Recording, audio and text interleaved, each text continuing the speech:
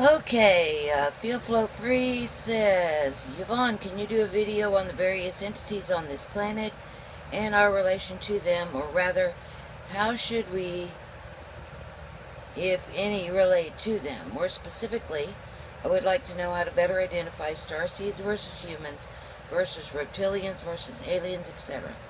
What is the purpose of each of these entities? If we want to get to 5D, who should we engage with and who should we avoid? Are we always held responsible for attracting various entities in our life, or do some entities appear based on a grander design? Okay.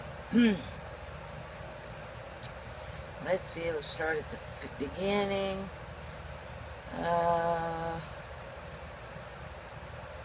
Can you do video on the various entities on this planet? Okay, there are a bunch of entities on this planet. Bunch. A lot of them can vibrate at a different speed so that humans cannot see them, for good reason, because humans are dangerous and they respond very negatively to things that they don't understand, and they have a lot of guns. So there's a lot of entities, way too many to describe or explain, and they all here for the experience of it, for the game, the many levels of the game.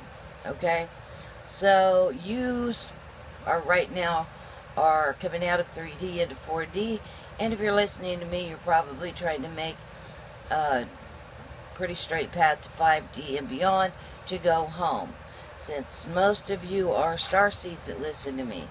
I do have a couple of humans, and they seem to struggle more with my information than the starseeds do. So, yeah. How can you tell the difference between a starseed and a human? Good question. Gosh, to me, they're just so different. They're just so different. It's hard to tell the difference right at the beginning if you can't read vibrations. Just if you're just starting to learn vibrations, or if you're an empath only, so you just are reading emotions. So because it can be, because what happens is the starseeds have been raised in the 3D world, so they've adopted and most of you guys know this, you've all adopted a mask so that you can fit in, and that mask is not you, but you go through the motions and you do what they say, and you do what you're supposed to do, because that's how you survive here. So if you can't read past that mask, I would say it would be difficult right now to identify the difference between a starseed and a human. However, if you get into a discussion with somebody and about this kind of stuff, I mean deep rabbit hole stuff, and they go, wow, and they're interested and they're curious and they lean forward and there's a sparkle in their eyes, there's probably a pretty good chance they're starseed, whether they know it or not. If they pull back and immediately starts judging and they're very uncomfortable with this kind of information, then the chances are better that they're human. Okay? Okay, so we've got a whole bunch of aliens that some of them you can see, some of them come and talk to y'all, some of them are vibrating on the planet all the time, vibrating at a rate that you can't see them with your human eyes. And yeah, there's just a whole bunch of them. There's too many to even begin to count, and they're all here for different reasons, just like every person that's a human here is here for a different reason. It's really no big deal. They will show up, they'll introduce themselves to the people on this planet when there's less fear on the planet. When they don't think somebody's going to pull out a gun and shoot them in the head, call the cops or the military, and they'll be whisked off to a bunker somewhere. So until then, they'll just stay right where they are until things smooth out a bit. Uh, like I said, the purpose of the entities are very varied, and a lot of it doesn't have anything to do with humans. They are playing their own game in their own way. So it'd be like, okay, well, you interact with bears on the planet because they're bears on the planet, but your actual day-to-day experience that you have has very little to do with bears, and that's kind of how they are. You know, they're here for their own purposes. Yep. And if we want to go to 5D, who should we engage with and who should we avoid? Okay, well, the first thing you're going to do is you're going to engage with anyone who is happy or promotes happiness, and you're going to avoid anyone on the opposite scale. And that's any entity, period. All entities of all kinds. Alright? So, if being around poison ivy makes you sick, don't be around poison ivy. If being around your mother-in-law makes you upset, then don't be around your mother-in-law. Okay? That's how you're going to start. Because you need to get happy, love yourself, and get happy, and be able to sustain that happy vibe no matter what. After you get that down really good, you're very much aware that you're a creator God. What you send out comes back, and you got a handle on that. If not perfectly, then you know you're pretty comfortable that you can correct it when you slip off of the wagon, so to speak. When you can do that, then you're going to go back and you're going to see all these entities for the creator gods that they are, and that they're just playing a role just like you are.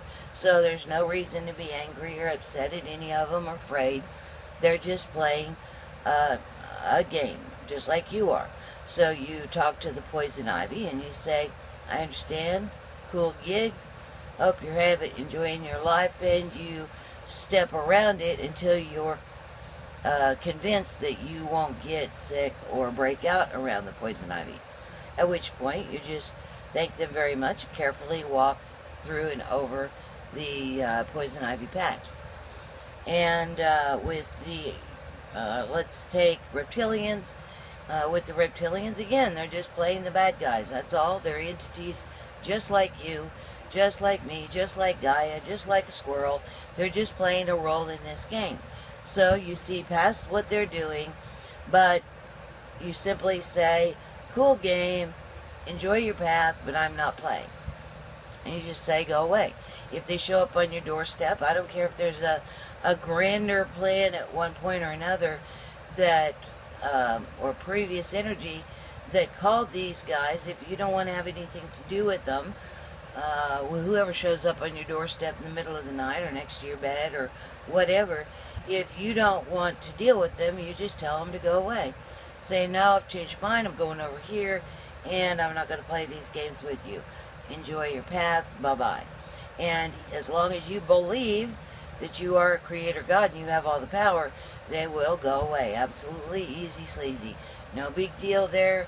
All of that stuff like spells and prayers and chants and name it, whatever it is, that's just to get you to believe that you can make the thing happen that is the spell, okay? That's to get you to focus and to believe that it can be done. So it kind of tricks you and goes, okay, if you focus and light this candle and brew this tea or chant this chant or pray to this God, if you do that, then the thing that you want will come true. In reality, it was you all along, and that was just smoke and mirrors.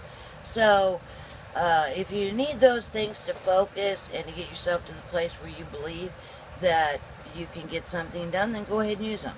But eventually, before you get to 5D, you're going to have to believe totally that you create everything in your universe. Through your perception and your beliefs, you control everything, you create everything, you can change anything and everything at any time. So if those guys show up and you don't want to have anything to do with them, you just say, bye-bye, go away. And they leave. And they've showed up on next to my bed a lot. And there is an ant climbing on this camera. So if you see an ant going across the screen, across the camera, then the lens, you'll know what it is. It's a giant ant. Making a new movie. Okay, so does that answer that? Are we always held responsible for attracting various entities in our life, or do some entities appear based on a grander design? Well, they can show up based on a grander design, but they can't show up unless you're vibrating within a range that they can appear to you. So if they're a lower vibratory being, if they show up, then you're responsible for them being able to get to you to begin with. What happens is you have to vibrate between you and anyone else or anything else. There is a range that you have to be within in order to communicate with each other. And like I'm forever doing this with people, is I'll meditate, take my vibration up real high, and then emails don't get through. I can't get phone calls. I can't send phone calls. It's just there's a cutoff there. If the phone call goes through, it's real broken up. That's because the law of the universe is that you have to be within a certain range of each other in order to communicate.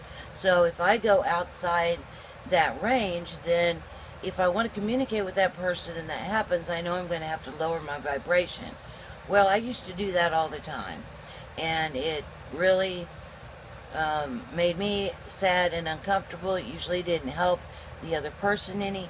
So although I do occasionally slip up and lower my vibration in order to help somebody or talk to somebody, I do try to catch that and take my vibration back up.